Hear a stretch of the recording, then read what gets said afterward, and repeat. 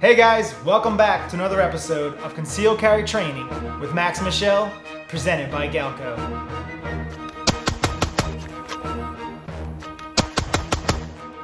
Now up until this point, we talked a lot about drawing from concealment, right? Obviously, I want to make sure you guys get the gun out of the holster cleanly and quickly, but more importantly, consistently, right? And we also talked about what happens if you don't get that proper draw stroke. Maybe you're presenting the pistol out toward the target and you have a handful of shirt. What do you do to combat that?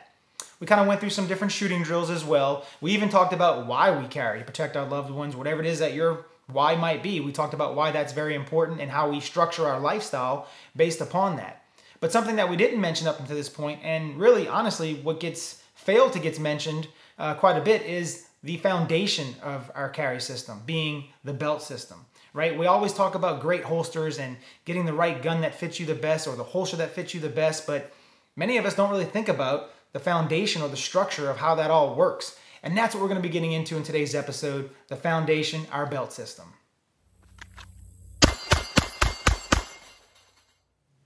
An actual carry belt is critical in carrying concealed. It is the foundation of our concealed carry platform. Many of us make a choice when selecting our firearm, as you should. What fits you the best? What do you shoot the best with? What's the most comfortable in your hand? Things of that nature. And we even do a lot of great research on the holster. What's going to be the best holster for that particular firearm, or what application we might be needing the firearm for will kind of dictate what holster we use and where we place that holster. But the belt system often gets overlooked. In fact, if I go into my closet, I have a lot of belts, as I'm sure you do as well, right? You buy them from the local mall or whatever it might be. But do you truly put your life on the line for that belt, right? Are you going to put that firearm in that holster on that belt and feel comfortable and confident with it? And that's what I want to kind of talk about here today. There's a couple of things that I'm looking for as it relates to a belt. Number one is comfortability. I want it to be comfortable. If the belt's not comfortable, I'm probably not going to wear it, right? Or I'm going to choose when I'm going to wear it and when I'm not going to wear it. And that means I'm probably going to choose when I'm carrying and when I'm not going to carry.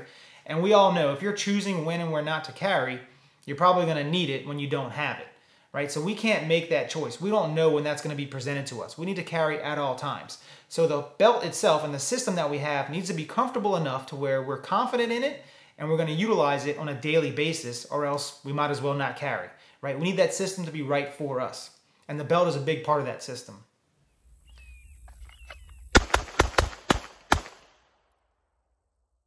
Besides comfortability, I'm looking for rigidity. I want it to be rigid, right? So I'm looking for something that has some kind of a double thickness, really stiff, so that way it can carry the weight of the firearm, a loaded firearm in the holster, right? It can carry that weight, and it's not going to move around on that belt.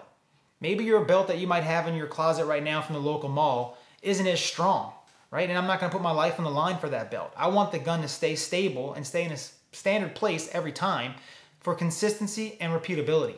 We've talked about that a lot here, as we mentioned before, drawing from out of concealment at a high rate, trying to be quick, trying to be fast, trying to be explosive. But at the same time, it's all based upon consistency.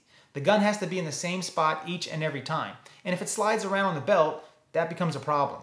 Sure, we want the belt to flex a little bit and we want the gun to be able to move around a little bit, but it can't be all over the place. It has to be in that general area at all times. And I want to have that with that rigidity, right? I want to make sure it's nice and strong. So this is one of the Galco belts that I actually carry and actually utilize as my belt system. This is the dress belt, but we also have the casual belts and several other belts, some nylon tactical belts as well that I utilize. But this one here, it just looks really nice. It gives me kind of that double stiffness, kind of that rigidity that we talked about. Has some double stitching, a really strong, durable belt.